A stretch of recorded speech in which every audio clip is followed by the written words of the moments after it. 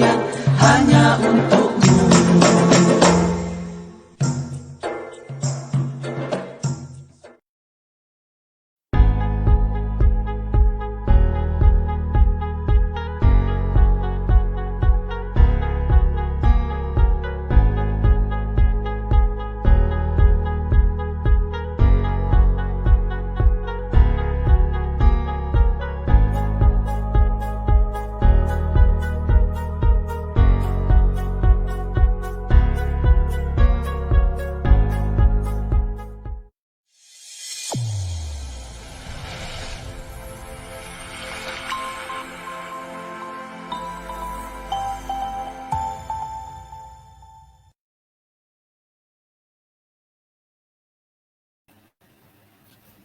Bismillahirrahmanirrahim. Innal hamdalillah nahmaduhu wa nasta'inuhu wa nastaghfiruh wa na'udzu billahi min shururi anfusina wa min sayyiati a'malina.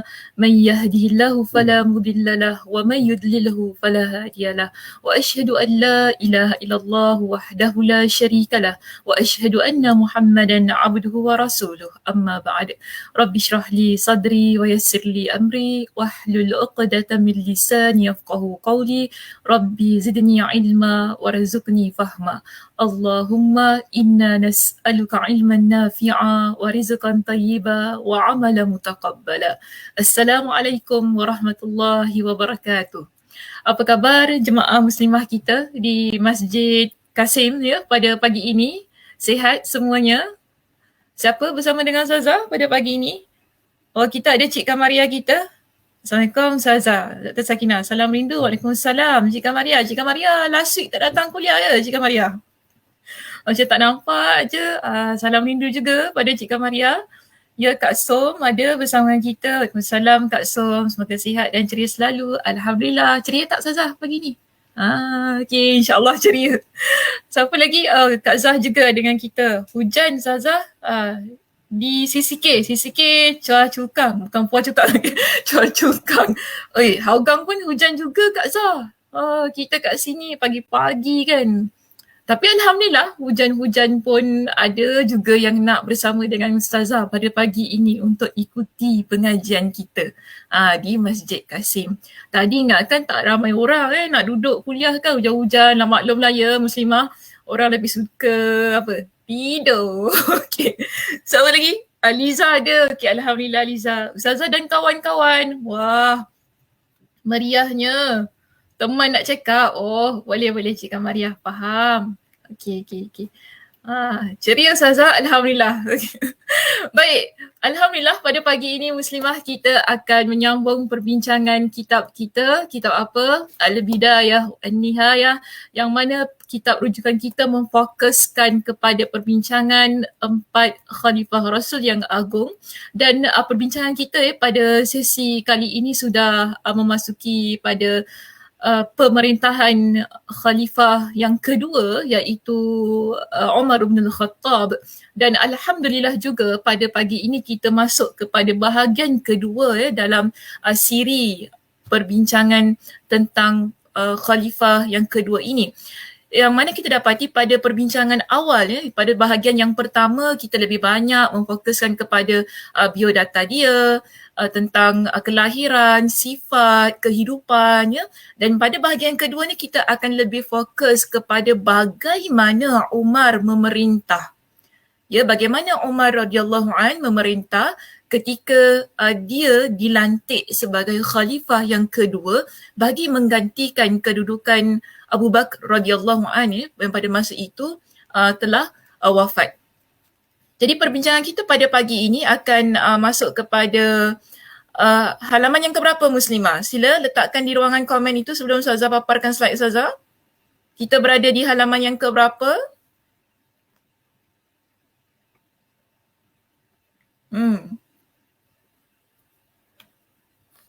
Baru nak buka buku ke? Kita berada di halaman yang keberapa? Muka surat keberapa? Kalau boleh letakkan sikit tajuknya. Muka surat 239 Ustazah. Okey. Muka surat 239 Kak Som. 239 juga. Okay, ada tak yang nak beritahu muka surat 230 ke? Tak ada ya, tidak ada khilaf di kalangan ulama di sini ya. Semuanya bersepakat pada muka surat itu. Alhamdulillah. Cik Kamaria ingat tak Cik Kamaria di mana? Tak apalah Cik Kamaria last week dia tak ikuti kan, dia ikutlah. Dia taklid dengan teman-teman yang lain di sini. 239. Okey, betul ke kita berada di muka surat 239? Sekejap ya, saya tengok. Tada! Okey, betul. Okey, halaman 239. Kita akan membincangkan tentang pelantikan. Minta maaf saya silap type di situ, bukan pelantikan Umar radhiyallahu an sebagai khalifah. Jadi bagaimana pada masa itu Umar bin Al-Khattab dilantik sebagai khalifah dan apakah yang beliau laksanakan daripada sudut polisi, undang-undang yang dia ubah ketika dia menjadi khalifah menggantikan Abu Bakar radhiyallahu an pada masa itu. Jadi kita akan mulakan perbincangan di bahagian kedua ini dengan pelantikan Umar dan kita akan lihat secara menyeluruh apakah yang dilakukan oleh Umar bin Al-Khattab di dalam pemerintahannya pada setiap tahun sepanjang pemerintahannya. Baik, jadi pada perbincangan kita pada pagi ini yang bermula di muka surat 239, lihat ya muslimah di kitab masing-masing. Okey, kita lihat di kitab kita. Di situ muka surat 239 menceritakan kepada kita tentang pengangkatan Umar. Pengangkatan Umar ni, pengangkatan ni bahasa Indonesia. Jadi kalau bahasa Melayu kita sebut pelantikan, ya, pelantikan Umar menjadi khalifah. Di dalam kitab kita ini menyebutkan tentang riwayat yang menceritakan bagaimana pada masa itu Umar bin Al-Khattab dilantik menjadi khalifah. Dan ketika itu ia bermula sebagai satu situasi yang mana dia menggantikan Abu Bakar radhiyallahu an sebagai imam pada waktu solat. Jadi kita lihat di sini ketika Abu Bakar As-Siddiq menderita sakit, Umar lah yang menggantikan posisinya sebagai imam solat. Ya, Umar yang menggantikan posisinya sebagai imam solat. Sebentar ya, saya lupa nak tukar slide saya. Okey. Jadi ketika Abu Bakar radhiyallahu an jatuh sakit pada di akhir-akhirlah usianya, di situ Umar dia menggantikan tempat Abu Bakar sebagai imam solat untuk sementara pada masa itu. Kerana kita pun tak menyangkalah penderitaan ataupun kesakitan ataupun sakitlah yang dihidapi oleh Abu Bakar pada masa itu menyebabkan kepada kewafatan beliau. Jadi tidak ada siapa yang menyangka tentang hal tersebut. Dan kita pun lihat pemerintahan Abu Bakar pada masa itu tak berapa lama. Kalau masih ingat lagi lah ya perbincangan tentang bagaimana Abu Bakar radhiyallahu an memerintah kerajaan Islam Madinah pada masa tersebut. Jadi di sini disebutkan kepada kita Umar lah yang menggantikan posisinya sebagai imam solat bagi kaum muslimin. Pada masa itu Umar menggantikan imam solat bagi kaum muslimin. Dan satu perkara yang kita dapati pada keadaan yang mana Abu Bakar dia jatuh sakit itu, Abu Bakar dia ada mewasiatkan, maknanya dia berikan wasiat bahawa jabatan ataupun jawatan kekhalifahan akan diberikan kepada Umar bin Al-Khattab. Maknanya di sini Umar dia menjadi khalifah ialah berdasarkan kepada wasiat yang dibuat oleh Abu Bakar radhiyallahu an. Jadi wasiat ini ditulis ya, bukan sebarangan, maknanya bukan mulut ke mulut, namun ia ditulis oleh Osman ibn Affan pada masa itu. Dan kemudian kalau kita lihat bagaimana seterusnya wasiat tersebut dibacakan di hadapan seluruh kaum muslimin. Jadi wasiat ini bukanlah antara mereka di kalangan sahabat, namun wasiat itu dihebahkan disebutkan di hadapan kaum muslimin dan mereka semua mengakuinya dan di kalangan kaum muslimin menerima wasiat yang telah ditulis itu tadi bagi menunjukkan bahawa jika sekiranya Abu Bakar radhiyallahu an meninggal dunia, jawatan khalifah kerajaan Islam Madinah pada masa itu akan dipimpin oleh Umar bin Al-Khattab. Jadi Allah Subhanahu Wa Taala memang mentakdirkan itu adalah terakhirnya lah usia Abu Bakar pada masa itu. Dan kita dapati bahawa dalam teks kita di sini pada perenggan kita yang kedua menjelaskan ketika Abu Bakar As-Siddiq wafat pada hari Isnin setelah Maghrib dan dikuburkan pada malam itu juga bertepatan pada tanggal 21 Jamadil Akhir tahun 13 Hijrah. Jadi pada tahun 13 Hijrah, Abu Bakar radhiyallahu an meninggal dunia. Seterusnya Umar bin Al-Khattab Al-Faruq menggantikan seluruh tugas-tugasnya dengan sebaik-baiknya. Dan di sini kita dapati Umar bin Al-Khattab memegang satu gelaran yang pertama kali diberikan kepada pemimpin kerajaan Islam Madinah, iaitu Amirul Mukminin. Ya, pada masa itu diberikan gelaran Amirul Mukminin dan dikatakan bahawa beliaulah yang pertama kali disebut dengan gelaran Amirul Mukminin. Orang yang pertama kali memanggilnya dengan gelaran tersebut dikatakan ialah Al-Mughirah ibn Syu'bah. Dan ada yang berpendapat bukan Al-Mughirah tetapi orang lain. Namun dalam kitab kita tidak dinyatakanlah siapa orang lain itu. Dan dia minta kita rujuk kepada kitab At-Tabaqat Ibn Sa'ad. Saza pun tak sempat lah ni nak rujuk dalam kitab tersebut. Namun yang penting di sini kita anggap ia sebagai perbezaan pendapat yang ada di kalangan para sejarawan Muslim pada masa itu untuk menunjukkan tentang gelaran Amirul Mukminin ini ada di kalangan orang lain selain daripada Al-Mughirah ibn Syu'bah yang menyebutkan tentang gelaran itu. Okey, baik. Seterusnya kita lihat kepada slide saya yang berikutnya, iaitu kita akan pindah Muslimah pada perbincangan di muka surat yang berikutnya, iaitu muka surat 240.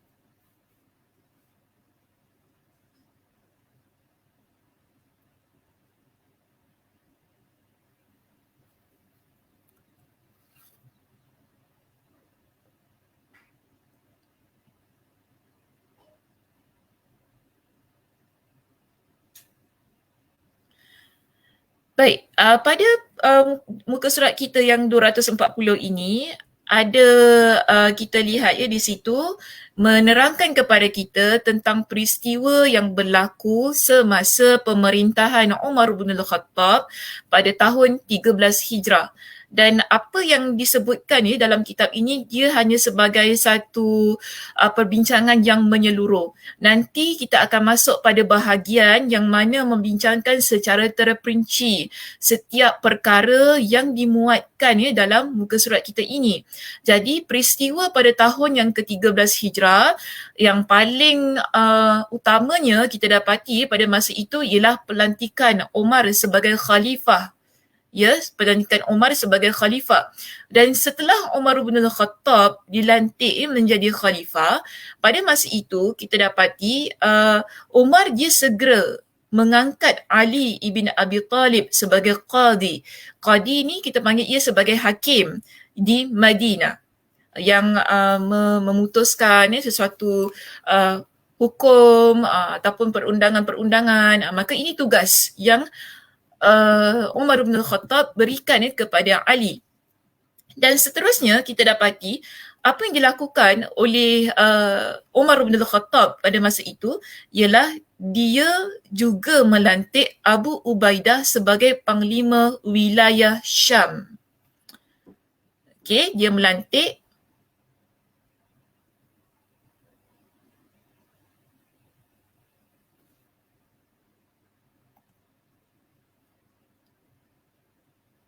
sebentar .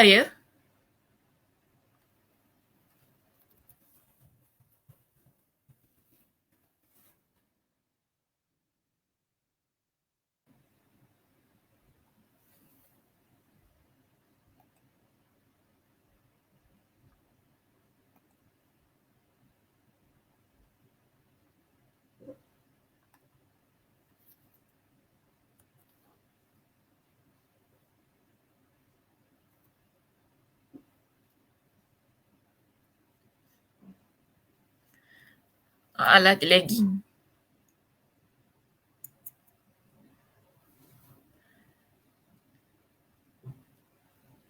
Masih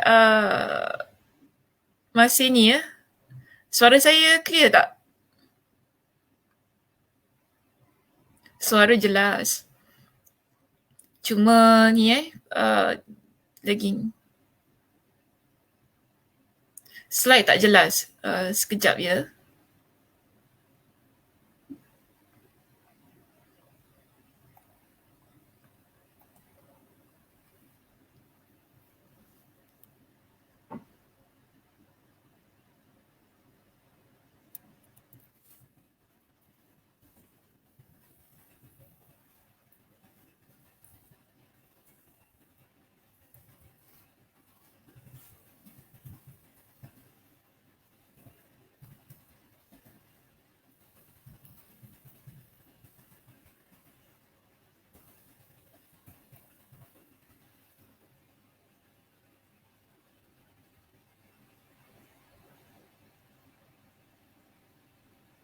Ke dah okey dah?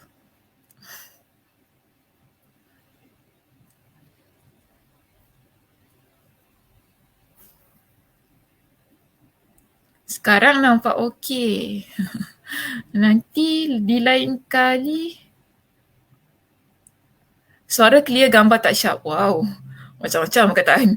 Sound clear, video lagging.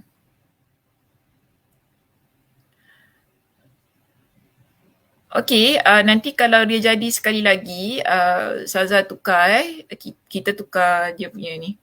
Sekarang nampak okey. Admin kata sekarang nampak okey. Nampak macam dah okey. Ke tak payah share slide lah, Saza cakap je macam mana, okey? Semua ada slide kan? Tengok slide sendiri masing-masing.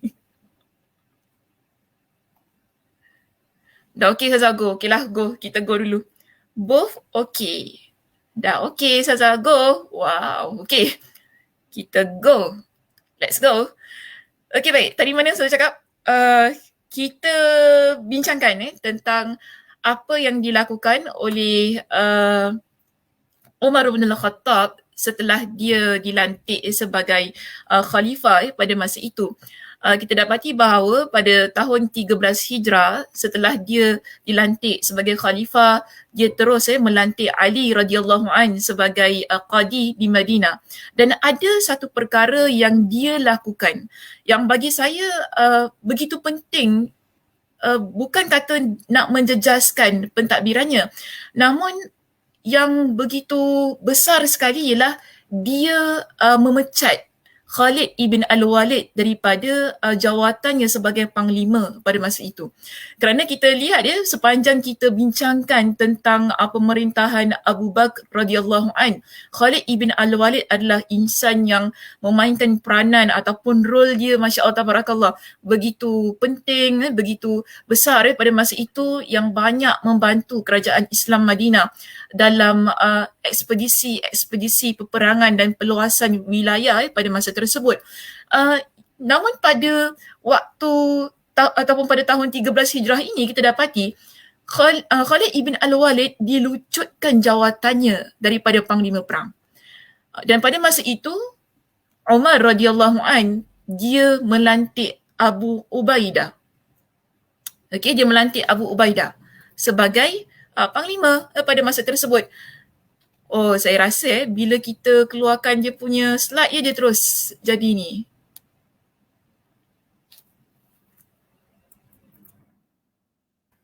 Memang dia tak bagi saya tunjuk slide saya.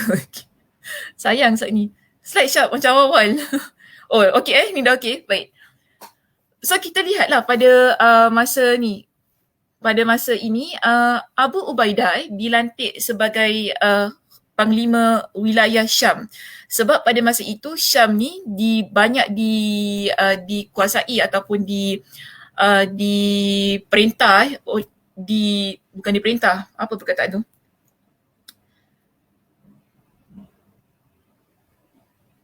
Entahlah, Saza pun dah hilang perkataan kerana video ni banyak lagi-lagi kan. Dah tak tahu nak buat macam mana. apa ni, dia jadi satu perkara yang uh, dia pegang lah ya Khalid tu. Namun pada masa pemerintahan ini, yes lagging, okay. Ustaz boleh tak kita tukar cara ni? Saya minta keluar sekejap, kita tukarlah untuk share slide saya dengan cara yang lain. Boleh Ustaz kita keluar sekejap? Terima kasih.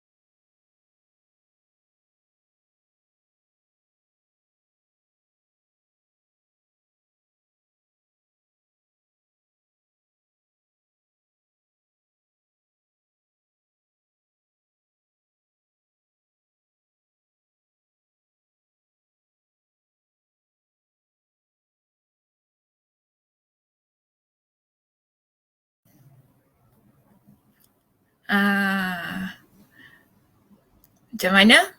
Clear tak Ustazah? Slide Ustazah clear tak?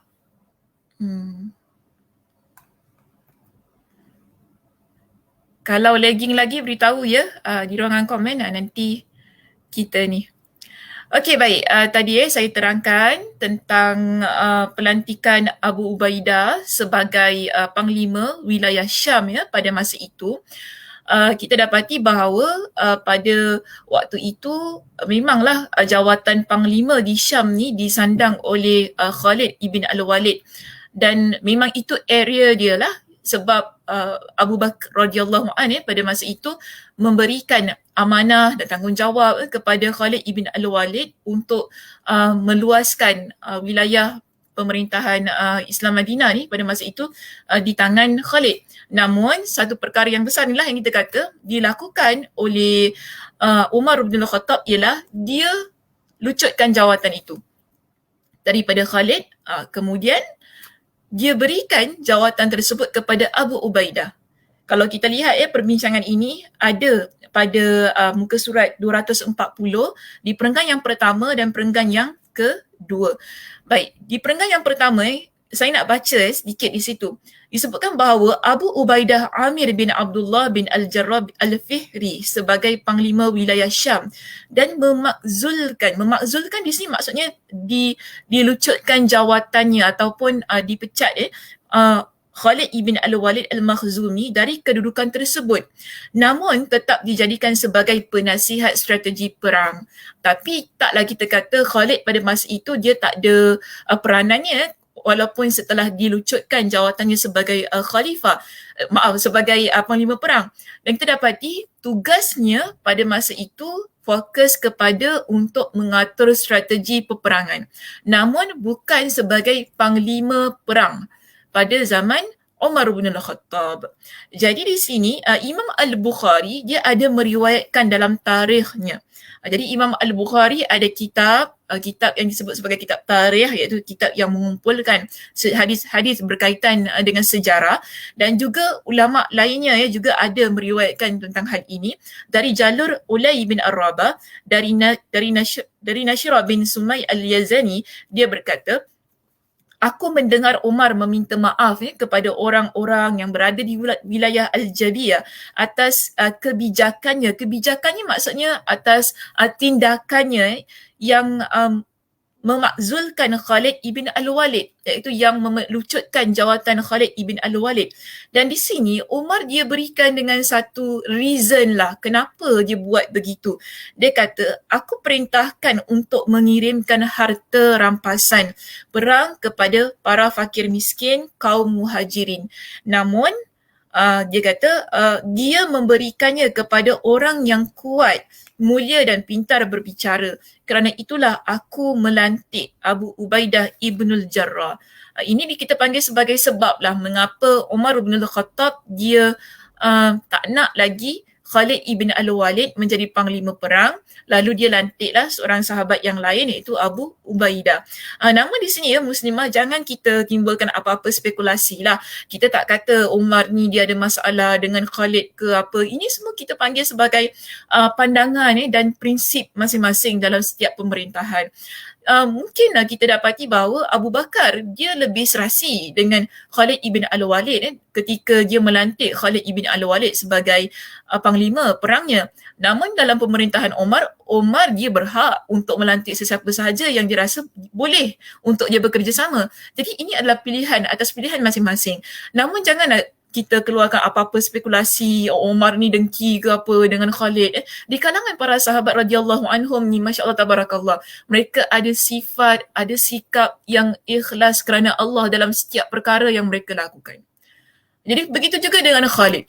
Khalid ini kita lihat kalau kita betul-betul amati tentang sejarah dia ni, dia memang memberikan banyak kan jasanya pada kerajaan Islam Madinah setelah kewafatan Nabi SAW pada aspek ketenteraan. Itu kita nampak sangat jelas sejak Nabi SAW wafat, bahkan semasa hayat baginda sendiri, ada perkara-perkara yang dilakukan oleh Khalid ibn Al-Walid yang tidak boleh kita nafikan jasa dia dalam ketenteraan. Dan begitu juga sepanjang pemerintahan Khalifah Abu Bakar radhiyallahu anhu. Masya Allah tabarakallah, sepanjang siri peperangan, tidak ada peperangan yang kalah bila dia menjadi panglima perang pada masa itu.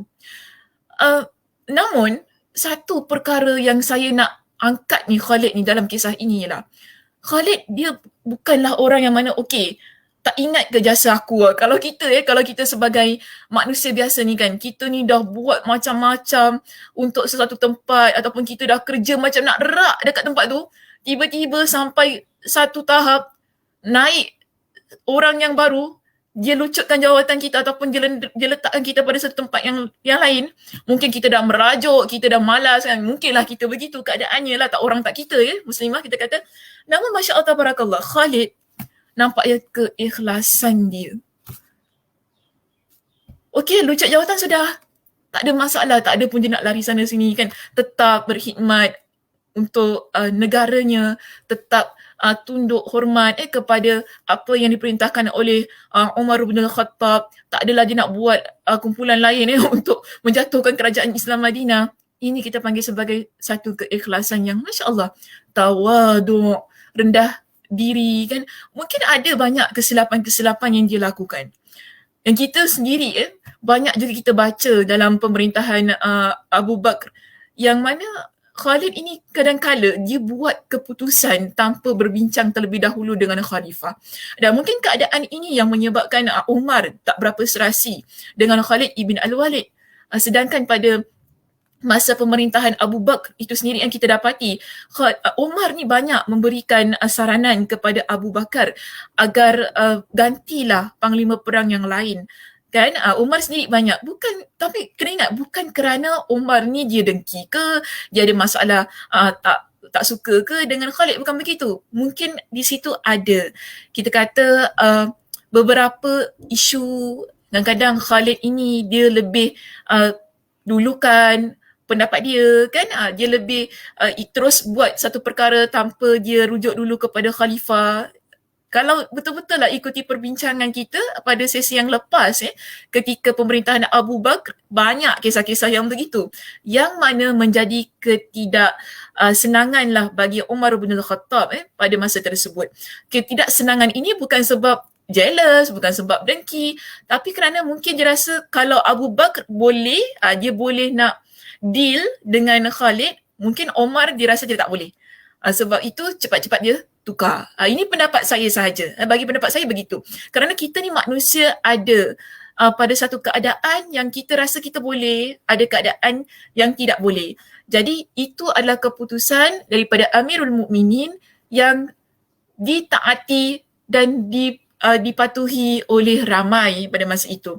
Dan begitu juga orang yang dilucutkan jawatannya, iaitu Khalid ibn Al-Walid. Masya Allah, tabarakallah. Bagi dia tak ada masalah lah. Nak lucut jawatan lah ya. Yang penting di situ dia tetap menjadi seorang hamba Allah yang berkhidmat kepada khalifah yang merupakan sahabat kepada Nabi SAW. Okey, baik. Seterusnya kita lihat pada poin kita yang berikutnya di situ. Apa yang berlaku? Saya tak berapa nampak slide saya. Okay. Kemudian, di sini Umar bin Al-Khattab, beliau melantik Yazid ibn Abu Sufyan sebagai Governor Syam. Jadi panglima ni lain ya. Panglima ialah yang menguasai bahagian ketenteraan. Tapi kalau governor ni dia lebihlah kepada hal urusan penduduk, yang memerhati apa yang diperlukan oleh penduduk, tidak berkaitan dengan ketenteraan. Jadi untuk urusan hal-hal rakyat ataupun hal-hal penduduk di tempat Syam ni, di wilayah Syam ini, Umar bin Al-Khattab beliau melantik Yazid ibn Abu Sufyan. Dan pada masa itu kita dapati pada tahun 13 Hijrah ini berlakulah penaklukan Basrah secara damai.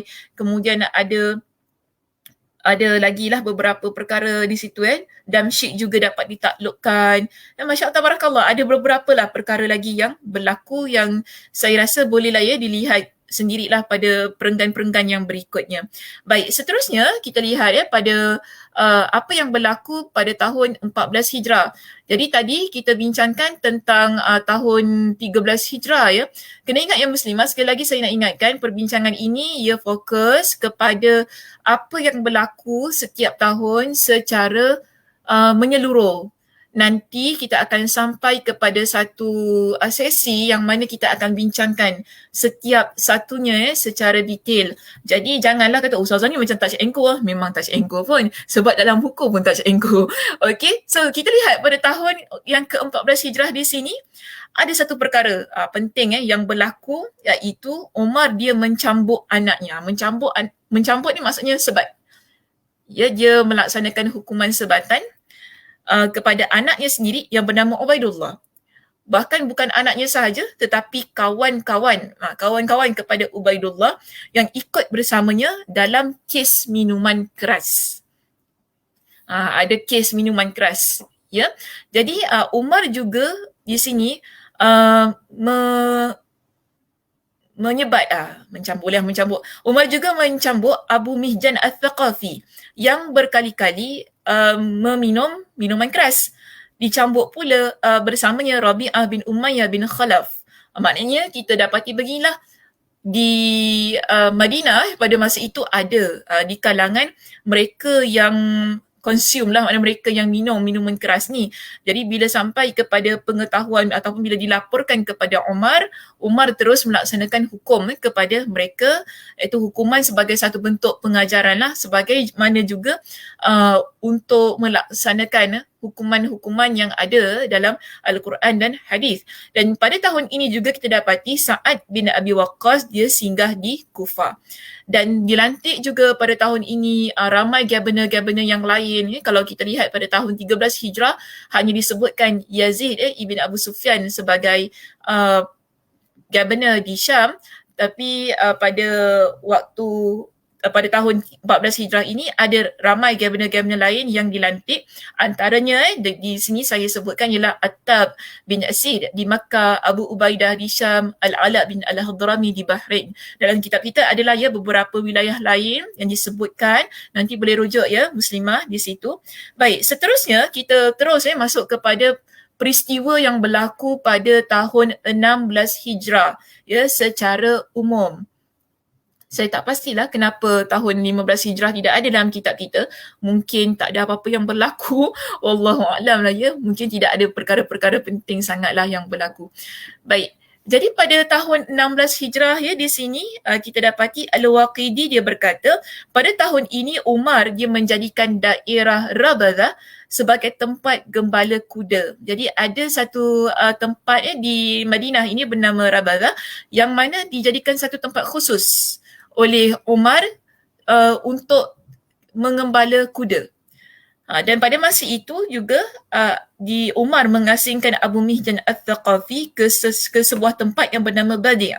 Jadi saya tak letak di slide saya tentang Abu Mihjan Al-Thaqafi ni. Kalau pada tahun 14 Hijrah tadi kita baca Abu Mihjan ini dicambuk tadi kan, disebat oleh Umar kerana minum arak tu tadi.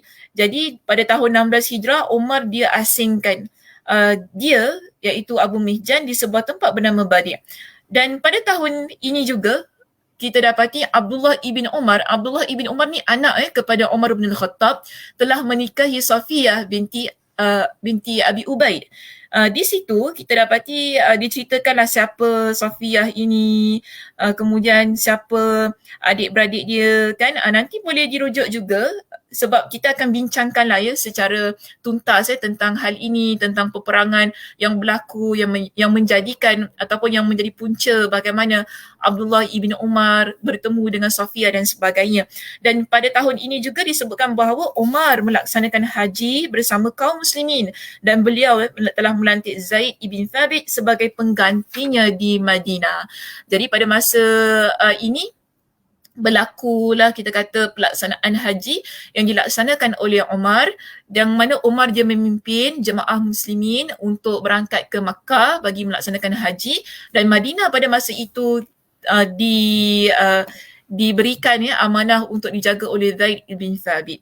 Dan ada jugalah governor-governor lain yang dilantik, itu boleh rujuk muslimah pada muka surat 242. Dan yang paling penting juga pada tahun 16 Hijrah ini dibuat satu kalender yang khusus untuk Islam yang kita gunakan hingga ke hari ini, dipanggil sebagai kalender Hijrah. Ya, Umar radhiyallahu an. Jadi jelasnya begini muslimah. Kalender Hijrah kita yang kita gunalah kan pada hingga ke hari ini ni, ia adalah sesuatu yang diusahakan oleh Umar bin Al-Khattab dan bersama dengan para sahabat yang lain pada masa itu. Ia tidak bermula pada zaman Nabi. Bukan Nabi SAW yang meletakkan kalender hijrah ini, tetapi yang menjadi insan yang memainkan peranan yang begitu besar dan juga yang memainkan satu tanggungjawab untuk membentuk kalender Islam ataupun kalender hijrah yang kita panggil sekarang ini ialah Umar bin Al-Khattab pada tahun 16 Hijrah. Jadi di sini kalau kita lihat pada muka surat 242 diceritakan kepada kita secara terperinci bagaimana keadaan itu berlaku. Jadi Al-Waqidi, kita ambil riwayat daripada Al-Waqidi sebagaimana juga dipetik oleh Ibn Kathir dalam kitabnya. Di sini dia kata pada bulan Rabiul Awal pada tahun 16 Hijrah, suara-suara hilang, Umar memulai penanggalan secara rasmi, iaitu kalender, tarikh yang secara rasmi. Officially, ia bermula pada tahun 16 Hijrah.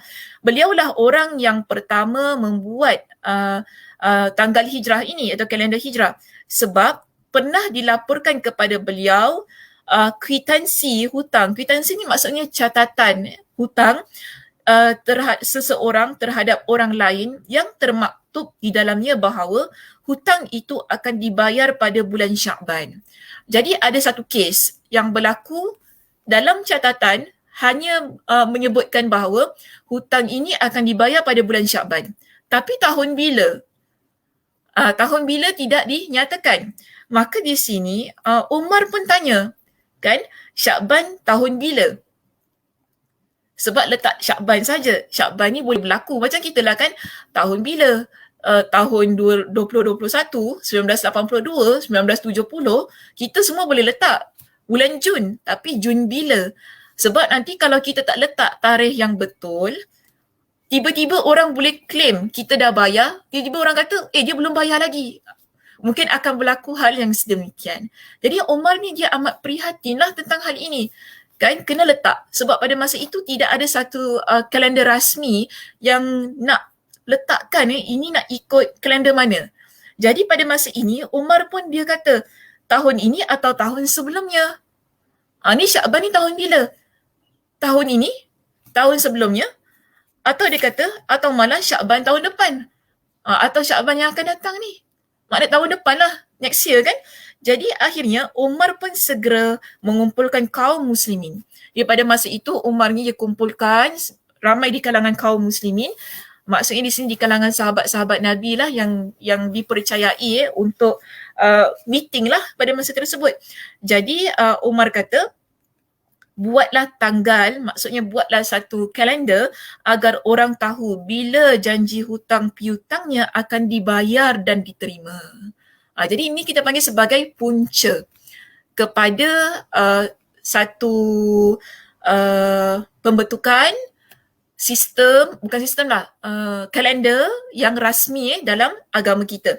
Jadi disebutkan bahawa sebahagian orang mengusulkan, so di situ banyaklah pendapat yang dikeluarkannya oleh di kalangan sahabat yang ikut serta dalam mesyuarat tersebut. Jadi ada yang merujuk minta supaya diikut kalender orang Parsi lah yang dimulai dengan kematian raja mereka. Jadi pada masa itu jika raja mereka mati, maka mereka akan membuat kalender baru seiring dengan pergantian raja baru itu. Namun ramai yang tidak sepakat dengan usul ini. Jadi dalam kes ini bila ada yang usulkan supaya ikutlah kalender mereka ini, tapi tidak dipersetujui. Lalu dikata sini ada pula yang mengusulkan agar dimulai dengan mengikuti penanggalan Rom. Jadi Parsi dan Rom pada masa itu kalendernya masing-masing lah ya. Dan yang mana dimulai sejak zaman Alexander dia kata. Namun ramai yang tidak menerima juga usulan ini. Jadi ada yang mengusulkan memulai penanggalan sejak lahirnya Rasulullah sallallahu alaihi wasallam. Jadi tadi pertama kan diberikan usulan ikut kalender orang Parsi. Kemudian Rom. Okay. Dan third, ada kalender dikata kita buatlah ikut kepada sejak kelahiran Nabi sallallahu alaihi wasallam. Okay, ada yang beri usulan begitu. Kemudian ada pendapat lain yang kata kita mulakan kalender kita sejak Nabi sallallahu alaihi wasallam diangkat sebagai rasul. Okay, ada yang usulkan sedemikian pula. Di sini Ali bin Abu Talib dan sejumlah orang lainnya pula mengusulkan agar penanggalan ataupun tarikh itu ya dimulai dari hijrah Rasulullah sallallahu alaihi wasallam kerana permulaannya lebih jelas. Bagi Ali radhiyallahu an dan juga di kalangan sahabat-sahabat yang lain yang tidak disebutkan ya dalam kitab kita ini menyatakan bahawa apa kata kita ikut tarikh yang mana Nabi sallallahu ataupun bulan lah yang mana Nabi sallallahu alaihi wasallam berhijrah. Hijrah ni maksud bila? Daripada Makkah ke Madinah. Okey. Jadi pada masa itu disebutkan bahawa kerana permulaannya lebih jelas jika kita nak bandingkan dengan kelahiran Nabi ataupun bila masa Nabi sallallahu alaihi wasallam diutuskan sebagai nabi dan rasul. Dan Umar begitu juga sahabat-sahabat yang lain mereka mendapati bahawa usulan untuk mengikut ataupun untuk membentuk kalender pada Islam pada masa itu mengikut kepada hijrah Nabi, ia adalah satu usulan yang sangat baik. Ini bagi apa yang dilihat oleh Umar dan juga para sahabat yang lain. Yang mana atas dasar itu Umar pun dia memerintahkan agar melakukan penanggalan ataupun tahun tarikh itu kan sejak hijrahnya Rasulullah sallallahu alaihi wasallam. Dan tahun itu juga mereka memulai melakukan penanggalan ataupun kita kata tarikh itulah dimulai daripada bulan Muharram. Itulah yang berlakulah sehingga ke hari ini yang kita ikut kan kalender hijrah kita. Jadi dalam riwayat Imam Malik disebutkan sebagaimana yang dihikayatkan oleh As-Suhaili dan lainnya dari beliau bahawa awal tahun tersebut dimulai dari bulan Rabiul Awal. Namun di situ ada juga pendapat contohnya pendapat daripada riwayat Imam Malik yang mengatakan kalender hijrah ini tidak dimulai daripada bulan Muharram tapi dimulai daripada bulan Rabiul Awal kerana pada bulan itulah Nabi SAW tiba di Madinah. Namun jumhur ulama, majoriti di kalangan ulama sejarah menyatakan bahawa awal tahun adalah Muharram kerana itulah yang lebih tepat. Jadi sebab itulah kita mula tahun baru tu kan dalam kalender hijrah kita bermula daripada bulan Muharram. Jadi ia adalah satu perkara yang berlaku pada tahun 16 Hijrah yang bagi saya memberikan satu perubahan yang begitu besar dalam peradaban ataupun dalam kita panggil ketamadunan yang ada dalam sejarah Islam. Lantaran kalau sekiranya lah kita ikut kepada mungkin agama lain, pentadbiran lain kan maknanya kita tidak ada satu jati diri lah ketika kita mengikut kalender orang lain. Jadi di sini alhamdulillah kita dapati ia satu perkara yang baik, yang masya-Allah tabarakallah yang hatta kita gunakan hingga ke hari ini, iaitu kalender hijrah kita bermula daripada usulan-usulan di kalangan para sahabat yang akhirnya Umar radhiyallahu an bersetuju untuk meletakkan kalender hijrah itu bermula pada hijrahnya Nabi SAW. Okey, baik. Seterusnya di sini kalau kita lihat pada poin saya yang berikutnya, perkara yang terakhir yang berlaku pada tahun 16 Hijrah ini ialah kewafatan Maria Al-Qibtiyah. Siapa Maria Al-Qibtiyah? Masih ingat lagi perbincangan kita pada minggu lepas saya ada sebutkan tentang mengalir air mata, betul tak? Tentang bagaimana Nabi SAW mengalirkan air mata ketika anak baginda iaitu Ibrahim meninggal dunia. Jadi Maria Al-Qibtiyah ini adalah ibu kepada Ibrahim. Merupakan seorang wanita yang tidak kurang pentingnya dalam kehidupan Nabi SAW. Ini Maria Al-Qibtiyah ini diceritakan di situ pada teks kita bermula di muka surat 242 dikatakan bahawa Maria radhiyallahu anha ibu dari Ibrahim iaitu putera Rasulullah SAW wafat. Jadi pada masa itu Maria Al-Qibtiyah, maknanya di sini Maria Al-Qibtiyah lama jugalah usianya. Dia hidup hinggalah pada zaman Umar bin Khattab, dikatakan tepatnya pada bulan Muharram sebagaimana yang telah disebutkan oleh Al-Waqidi, Ibn Jarir dan yang lain-lainnya. Dan Umar sendiri yang mensolatkan jenazah Maria Al-Qibtiyah ini setelah berusaha mengumpulkan kaum muslimin untuk menghadiri jenazahnya. Dan dia iaitu Maria Al-Qibtiyah dikuburkan di Baqi'. Dan disebutkan di sini Maria Al-Qibtiyah, sebentar. Sekejap ya.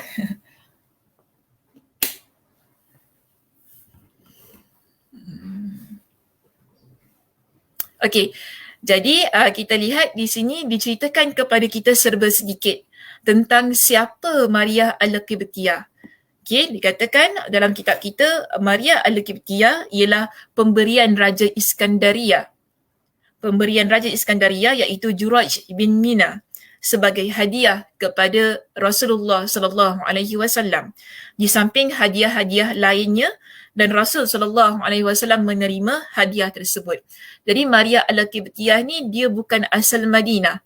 Wanita yang bukan asal Madinah tetapi adalah wanita berasal daripada Mesir yang merupakan hadiah daripada Raja Mesir kepada Nabi SAW yang didatangkan bersama dengan hadiah-hadiah mewah yang lain. Dikatakan di sini di samping Maria, Raja Iskandaria juga memberikan seorang wanita yang mana untuk menemani Maria pada masa itu yang merupakan saudari Maria sendiri iaitu adik-beradik dia sendiri yang bernama Shirin yang diberikan, yang kemudiannya Rasulullah SAW berikan Shirin ini kepada Hasan ibn Thabit dan daripada iaitu daripada pernikahan Hasan ibn Thabit dan Shirin, lahirlah anak Hasan yang bernama Abdurrahman ibn Hasan. Dan diceritakan kepada kita juga di samping Maria dan Shirin itu, Raja Iskandariah ini berikan kepada Nabi SAW dengan seekor bagal, iaitu himar, tunggangan yang sangat bagus yang diberi nama Duldul. Cute nama dia, Duldul. Siapa ada kucing boleh namakan Duldul, okay? Kita ni tak pelihara himar tak pelihara keldai. Jadi kita pelihara kucing, namakan dia Duldul. Dan kain-kain diperbuat daripada sutera hasil tenunan wilayah Iskandaria. Dan hadiah ini datang kepada Nabi pada tahun 8 Hijrah. Jadi 8 Hijrah, Maria dia tiba di Madinah bersama dengan Shirin dan hadiah-hadiah yang mewah itulah yang diberikan oleh Raja Iskandaria kepada Nabi SAW, dan Nabi SAW menerima Maria dalam kehidupan baginda. Inilah yang dikatakan bahawa akhirnya Maria pun mengandungkan anak Rasulullah SAW yang bernama Ibrahim. Dan Ibrahim kemudiannya hidup selama 20 bulan sahaja dan akhirnya wafat 1 tahun sebelum Rasulullah SAW meninggal dunia. Dan Rasulullah SAW begitu sedih atas kematiannya. Ni yang hadis inilah yang saya berikan pada minggu lepas, yang saya letakkan di slide kita sebagai pengajaran yang telah kita bincangkan secara tuntas pada minggu lepas. Dan kita dapati bahawa Nabi SAW begitu sedih dengan pemergian anaknya yang bernama Ibrahim, yang merupakan hasil perkongsiannya dengan Maria Al-Qibtiyah pada masa itu. Dan paling baik sekali kita dapati dalam kitab kita di perenggan yang terakhir di muka surat 244 di sini meletakkan kedudukan Maria Al-Qibtiyah sebagai wanita yang salihah, yang sangat baik, yang mana kepribadian Maria ini bukan sahaja kecantikan Maria Al-Qibtiyah membuat Nabi SAW terpegun, namun yang paling penting ialah bagaimana Nabi SAW begitu terpegun, begitu kagum dengan kesalehan dan kebaikan yang ada pada kepribadian Maria Al-Qibtiyah itu. Yang mana dikatakan pada kita, dia ini Maria Al-Qibtiyah, situasinya, keadaannya amat mirip dengan Hajar radhiyallahu anha. Hajar radhiyallahu anha ni siapa? Ia adalah hadiah daripada Raja Mesir juga yang mana diberikan kepada Sarah, iaitu isteri kepada Nabi Ibrahim alaihissalam. Jadi situasinya sama di sini, yang mana akhirnya Nabi Ibrahim alaihissalam menikahi Hajar radhiyallahu anha pada masa itu, yang juga melahirkan zuriat daripada Nabi Ibrahim pada masa tersebut, yang merupakan Nabi Ismail. Jadi Nabi melihat keadaan Maria Al-Qibtiyah ni situasinya sama sebagaimana Hajar yang dihadiahkan oleh Raja Mesir kepada Nabi Ibrahim alaihissalam, yang mana kemudian dikatakan kedua-duanya, iaitu Maria, kemudian begitu juga dengan Hajar radhiyallahu anhuma, mereka kedua-duanya merupakan insan hamba yang mulia, lalu dinikahi oleh Khalilullah, iaitu kedua-duanya adalah Nabi yang dicintai oleh Allah Subhanahu Wa Taala, yang diberi gelaran Khalilullah. Jadi ini sebagai satu kedudukan yang ada pada Maria Al-Qibtiyah yang ramai antara kita terlepas pandang ataupun kurang mengetahui tentang keadaan Maria ini.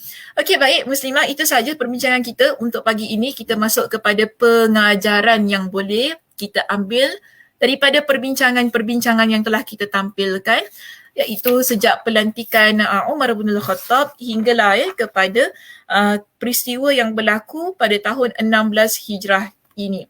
Ada 2 pengajaran yang ingin saya tampilkan di sini. Pengajaran yang pertama ialah tentang keadilan. Okey, keadilan. Daripada sudut mana yang kita nak lihat tentang keadilan ini? Saya begitu tertarik dengan apa yang berlaku pada tahun 14 Hijrah, yang mana menyatakan tentang Umar, dia mencambuk anaknya sendiri yang bernama Ubaidullah bersama dengan kawan-kawan Ubaidullah ini yang terlibat dalam kes minum arak. Dan pada masa itu kita dapati Umar ni dia adalah khalifah, memiliki anak yang minum arak. pada masa itu. Tapi adakah Umar dia sebagai khalifah ni, tak apalah anak saya, tak payahlah kita nak cambuk dia, tak payah kita nak sebat dia sebab dia anak saya. Adakah begitu keadaan Umar? Umar radhiyallahu an, kita dah bincang tentang kepribadian dia, tentang sifat dia yang begitu tegas, yang tak pilih orang, ya, ketika dia nak nasihat, ketika dia nak menjatuhkan hukuman, dia tak pilih. Walaupun itu adalah anak dia sendiri. Ini kita sebut sebagai keadilan seorang pemimpin. Tak kisah siapa. Kalau itulah hukum, itulah ketetapan yang ada dalam kerajaan yang perlu ditetapkan ataupun diletakkan, itulah yang akan dia lakukan. Dan hal ini adalah sama sebagaimana yang diingatkan oleh Nabi SAW kepada kita. Dan saya yakin dalam situasi ini, Umar bin Al-Khattab dia berpegang dengan apa yang disampaikan oleh Nabi SAW. Yang mana Nabi SAW pada masa itu, ini ada kes lah yang berlaku.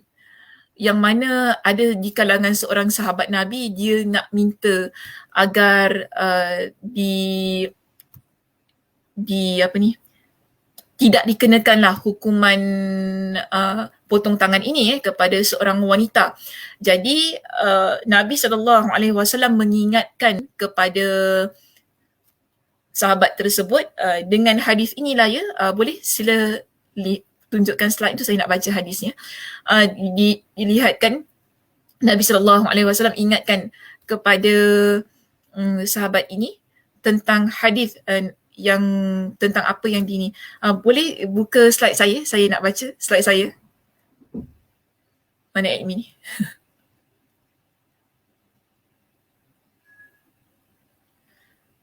Okey, terima kasih. Baik, kita lihat di sini. Nabi SAW ingatkan kepada sahabat tersebut. Tak, saya nama dia, saya lupa nama sahabat ini. Nabi ingatkan kepada sahabat ini tentang kenapa kaum yang terdahulu, mereka ini mudah binasa. Mereka berada dalam keadaan kebinasaan.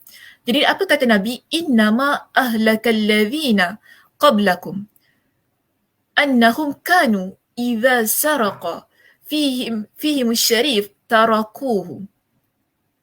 Apa maksudnya? Nabi kata orang-orang sebelum kalian menjadi binasa kerana apabila ada orang dari kalangan yang terhormat.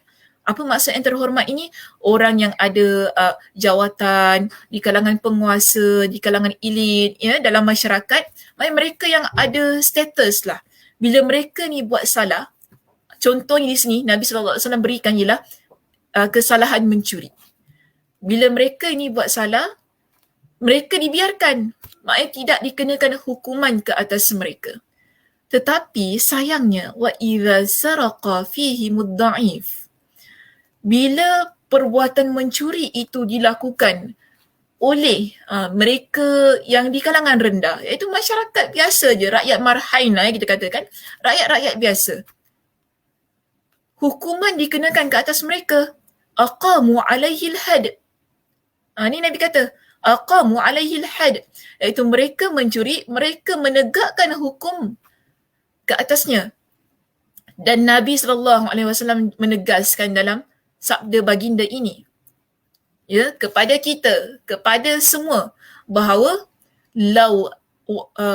waimullahi law anna Fatimata binta Muhammad saraqat laqata'tu yadaha. Nabi kata, demi Allah, seandainya Fatimah binti Muhammad yang mencuri, pasti akan aku potong tangannya. Okay, hadis ni riwayat Imam Al-Bukhari. Untuk menunjukkan bahawa ini adalah keadilan.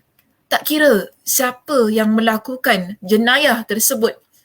Jika memang dia lakukan, ya, jelas buktinya, jelas semua kan, tidak ada perkara-perkara yang samar tentang perbuatan itu, dan jelas memang yang si pelakunya adalah orang ini, tak kira siapa.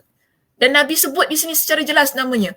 Kalau yang mencuri itu adalah anak dia sendiri, iaitu Fatimah binti Muhammad, Nabi tak teragak-agak untuk potong tangannya. Dan begitu juga yang kita lihat dalam kes Umar bin Khattab di sini.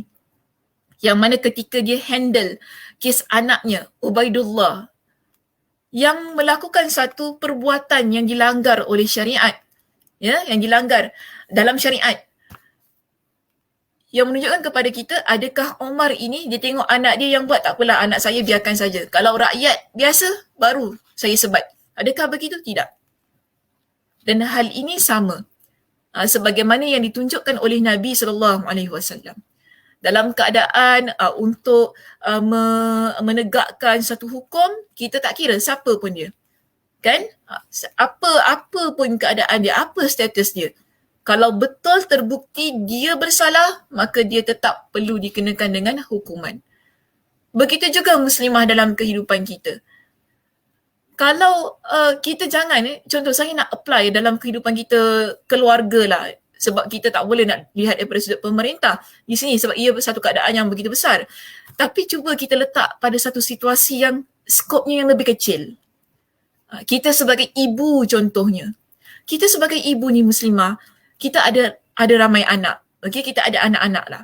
Mungkin ada anak yang kita sayang, yang kita paling favourite. Kan yang kita sukalah, yang kita kata bagai menatang minyak yang penuh sebab kadang-kadang begitu dalam family ni, ada dalam keluarga ni ada keadaan-keadaan yang tak dapat dielakkan. Jadi mungkin ada anak kita yang paling kita sayang. Namun bagaimana situasinya kalau anak kita yang paling kita sayang itu dia buat kesalahan? Adakah sama tindakan ataupun adakah sama kata-kata kita untuk anak yang paling kita sayang ini dengan anak yang kita bukan kata tak sayang, tapi sayang yang biasa-biasa saja. Kebanyakan situasinya, kita akan deal dia dengan situasi yang berbeza. Anak yang kita lihat biasa-biasa itu saja kan, kalau dia buat salah, ya Allah, ayat kita, na'udzubillah. Kita duk sindir dia, kita cakap macam-macam kan, pergi baliklah budak tu, kita cakap, pagi sampai 24 jam, kita asyik ungkit dia apa dia buat sampai budak tu fed up dah, telinga sakit dengar. Tapi bayangkan kalau anak yang kita sayang, dia buat salah, tak apalah, lain kali jangan buat lagi. Itu je yang kita cakap. Itu yang tahu kita cakap. Nampak tak beza? Cara layanan kita, cara kita treat situasi itu, handle situasi itu. Sebab apa? Kita sayang budak tu kan.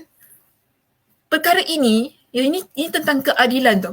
Sampai Nabi SAW pernah ingatkan, kita ni kalau nak berikan hadiah kepada anak-anak, tak boleh untuk kita berikan, untuk kita beza-bezakan anak-anak kita ni. Ada larangannya.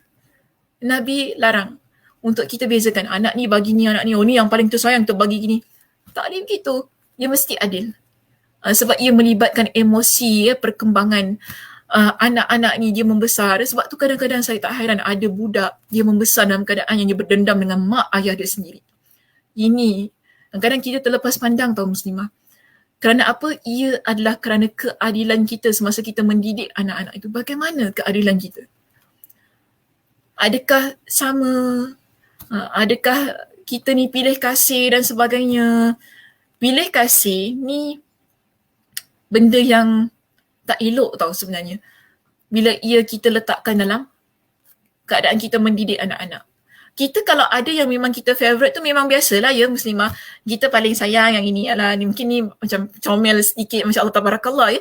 Tapi kalau pilih kasih ni dia beza. Pilih kasih ni, inilah yang menyebabkan keadilan itu sentiasa tergugat. Yang akhirnya menyebabkan berlakunya rasa dendam, rasa tak puas hati dengan mak ayah sendiri. So mungkinlah daripada apa yang kita lihat ya di sini tentang keadilan itu tadi, cuba kita periksa kembali, muhasabah kembali apa yang berlaku dalam keadaan kita ni nak menjadi seorang ibu yang baik. Bagaimana kita didik anak-anak kita daripada sudut keadilan itu tadi. Cuba kita koreksi kembali, cuba kita muhasabah kembali. Mungkin ada something yang slack ataupun ada sesuatu yang kurang dalam keadaan kita meletakkan keadilan itu. Kita masih lagi boleh ubah cara kita. Tapi yang penting dalam keadaan kita nak mengubah cara ini, kita terutama terlebih dahulu perlu kita sedar dan akui kesilapan kita. Sebab kadang-kadang kita kalau nak ubah sesuatu, namun dalam keadaan kita yang tak sedar dan kita tak nak akui kesilapan itu, kita tak boleh ubah dia. Dia mesti bermula dengan satu pengakuan. Samalah juga bila kita buat dosa kan. Kita kalau buat dosa, kalau kita ni nak berubah, tapi kalau kita tak mengaku kita seorang pendosa, dia tak cukup syarat taubat tu. Betul tak? Apa je perkara yang kita nak lakukan. Kita nak change, kita nak berubah.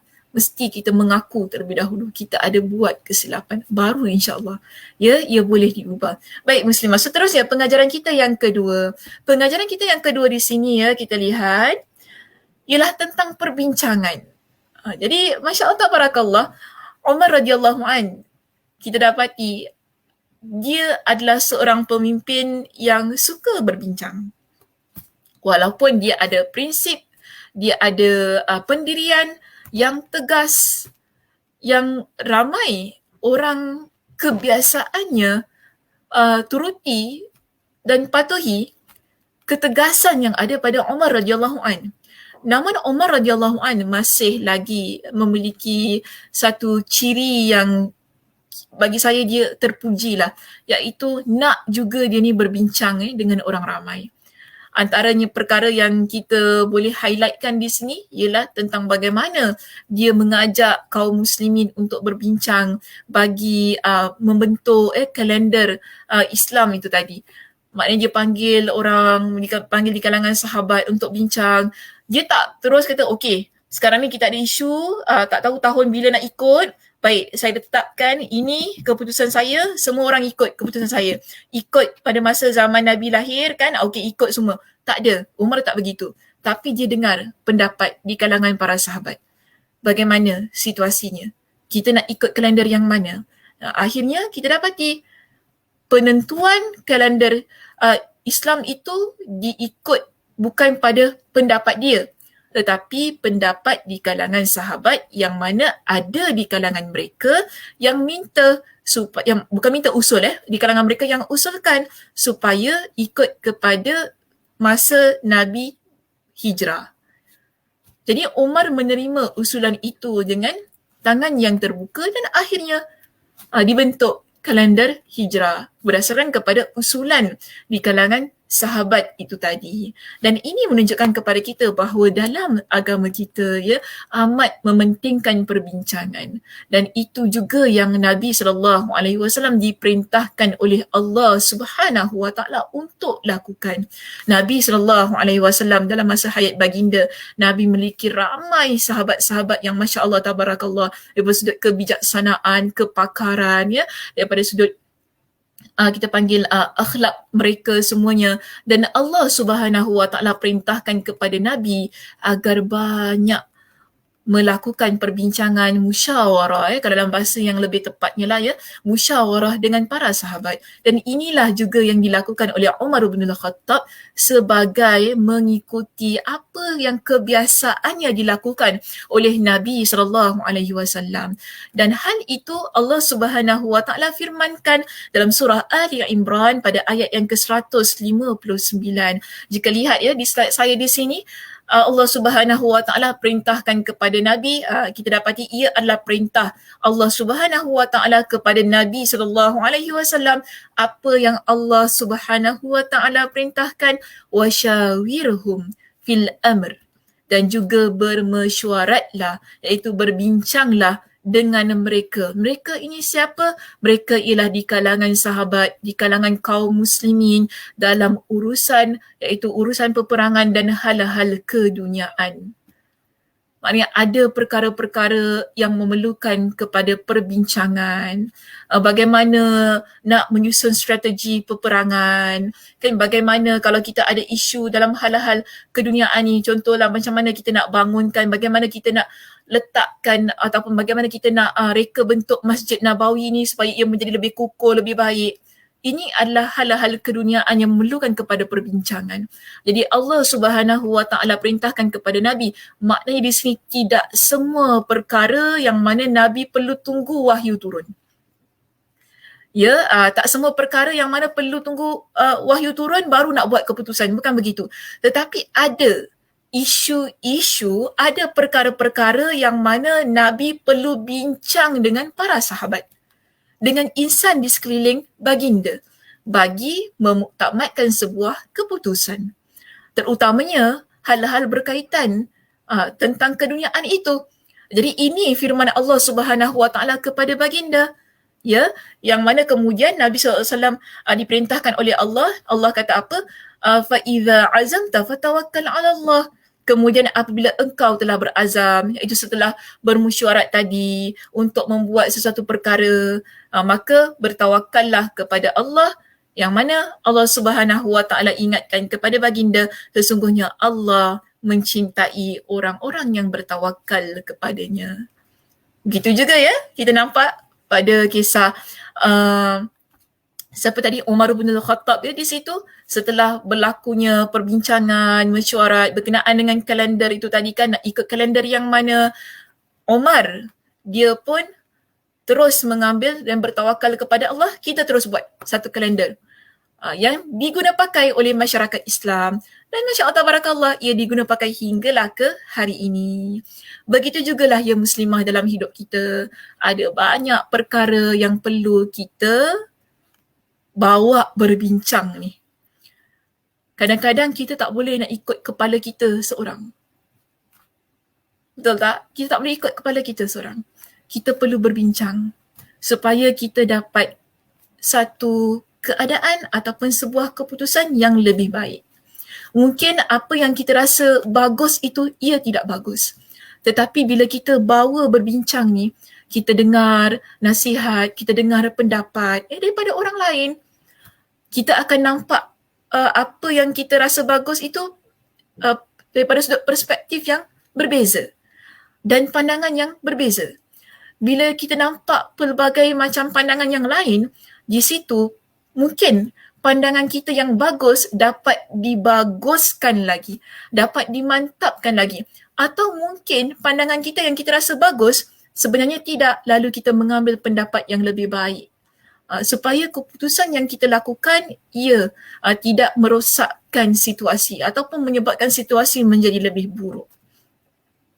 Ini yang perlu kita aplikasikan dalam kehidupan kita.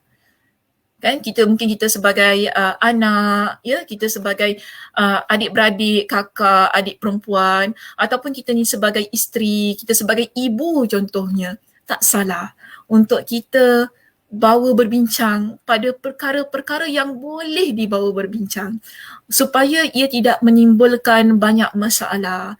Kan kalau kita nak berbincang dengan anak kita, ya sila berbincang dengan anak kita. Kalau kita nak berbincang dengan suami kita, itu bahkan bagi saya lebih baik. Sebab kita ada pemimpin dalam rumah tangga, iaitu suami. Ya, kita ni muslimah, saya nak kata ginilah. Betul, kita memanglah everything ya dalam rumah tangga kita ni, kita, tangan kita ni, kita katakan, oh saya lah yang masak, saya lah yang kemas rumah, semua saya buat dalam rumah kita ni. Tapi kena ingat, kita ada seorang lelaki. Jika yang bersuami lah ya, jika yang memiliki suami, kita ada seorang lelaki dalam rumah tangga kita yang merupakan pemimpin yang perlu kita raikan pandangan dan pendapatnya. Dan kadang kita ni orang perempuan jangan ikut kepala kita sendiri dalam rumah tangga. Itu yang jadi nanti masalah. Jadi kita ada suami, usaha. Dan kita minta pendapat suami kita, jangan buat ikut kepala kita sendiri. Itu nanti sampai satu keadaan yang mana suami dah tak kuasa dah. Biarlah, suka hati dia lah kan. Nanti aku cakap A, B pula dia cakap. Aku cakap A, cakap B. Aku cakap C, cakap D. Sampai suami dah malah dah. Nak dengar kan suami berikan kepada kita. Kerana kita tidak memberikan ruang kepada pemimpin yang seharusnya membantu kita tu tadi untuk bersuara, untuk dia berikan pendapat dia, untuk kita dengar apa yang cuba dia suarakan. Jadi ini pandai-pandailah ya kita sebagai seorang muslimah dalam kehidupan kita, dalam apa jua perkara yang kita lakukan. Satu perkara yang ingin saya juga sebutkan di sini, minta maaf ya, saya bukan nak, saya tidak kata semua wanita begitu, tetapi ada di kalangan wanita ni kadang-kadang ya kita, tak kira lah dalam pekerjaan ke, dalam apa yang kita buat, kita nak orang dengar cakap kita tau. Kadang-kadang begitu. Saya kata kadang-kadang ya, tak semua. Kita nak orang dengar cakap kita. Kan biasa orang lelaki kata, orang perempuan ni susah sikit nak berbincang. So, sikit-sikit dengar cakap dia. Tak boleh nak dengar cakap orang lain. So kita ni cuba, kalau kita begitu ya muslimah, kita cuba tone down sikit, ya. Jangan terlampau kita tunjukkan, orang mesti dengar cakap aku, tak kira. Kita nak orang dengar cakap kita, kalau dalam bahasa kata die-die lah, you must hear, you must do buat macam ni, mesti buat. Tak kira, by hook or by crook, saya nak ini, inilah yang mesti dilakukan. Saya tak nak orang lain buat, saya tak nak ni. Jangan begitulah ya. Maknanya kita, kalau kita lihat kepada bagaimana agama ini, dia menyusun sesuatu keadaan, memberikan guidelines kepada kita. Ruang untuk berbincang mesti ada. Perlu ada. Saya harap tak salah faham ya dengan statement yang saya keluarkan ini. Sebab saya pun nak bantulah diri kita semua. Jadi tak ada perkataan-perkataan yang tak sedap, kan, masalah di tempat kerja, masalah dalam rumah tangga. Sebab apa kadang-kadang kita ni orang perempuan, kita nak suara kita je orang dengar. Kita seboleh mana kita nak press lah, kita nak tundukkan suara orang lain. Jangan begitulah ya. Gunakan keadaan kita ni yang pandai bercakap. Ni orang perempuan ni memang pandai cakap tau. Kalau cakap memang tak nak kalah. Begitu orang perempuan, kalau cakap tak nak kalah. Tapi gunakan ia pada tempat yang betul. Ya muslimah, letakkan ia pada tempat yang betul. Bila kita nak bercakap, kita nak berikan pandangan, pendapat, gunakan ilmu. Gunakan kebijaksanaan. Mudah-mudahanlah ya, dia menjadi satu situasi yang, kita kata situasi yang terpimpin, teratur, tenang, damai, tidak menimbulkan kekecohan dan pergaduhan. Mudah-mudahan begitu. Okey muslimah, itu saja perbincangan kita untuk pagi ini. Alhamdulillah selesai kita membincangkan tentang sesi bahagian kita yang kedua, yang apa telah ditampilkan dalam kitab kita. Jadi mudah-mudahan dari sudut pengajaran itu juga dapat kita manfaatkan bersama untuk diri saya juga. Sebab saya pun wanita ya, nanti orang kata, dia cakap macam dia bukan perempuan, macam itu kan. Nanti ada cik-cik kat belakang tabir ni kata, lah dia cakap macam dia bukan orang perempuan, macam lah dia tu tak pandai sangat cakap ya, sampai orang, taklah begitu. Sama-sama lah kita ya ubah. Apa-apa yang kita rasa ia tak elok, kan, yang berlaku dalam hidup kita ni, seboleh mana kita ubah untuk keadaan yang baik, keadaan yang terpandu tu tadi berdasarkan apa yang ditunjukkan oleh Nabi SAW dan juga di kalangan para sahabat. Okey, saya pun tak nak panjang-panjang lah ya, tak nak panjang-panjang lagi sebab kita pun dah hampir ke jam 11.30 ya. Dan mudah-mudahan ya, saya sebelum tu saya mohon maaf kalau ada terkasar bahasa dalam kita memberikan nasihat itu tadi.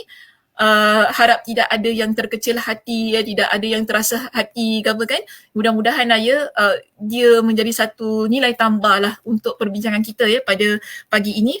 Dan saya ucapkan terima kasih di atas perhatian semua muslimah yang bersama dengan saya, iaitu 36 saya nampak di sini yang duduk dalam kuliah kita ni. Mudah-mudahan kita dapat mengambil manfaat dan dapat diamalkan ya, ayat Al-Quran tadi, hadis tadi ya, yang saya kongsikan dapat kita amalkan menjadi pengajaran dan pegangan sepanjang hayat kita.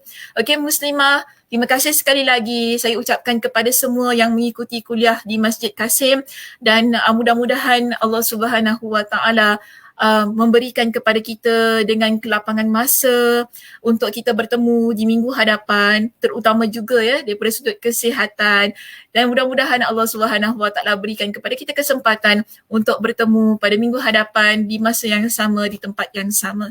Saya tutup kuliah kita pada pagi ini dengan tasbih kafarah, subhanakallahumma wa bihamdika asyhadu an la ilaha illa anta astaghfiruka wa atubu ilaik. Assalamualaikum warahmatullahi wabarakatuh.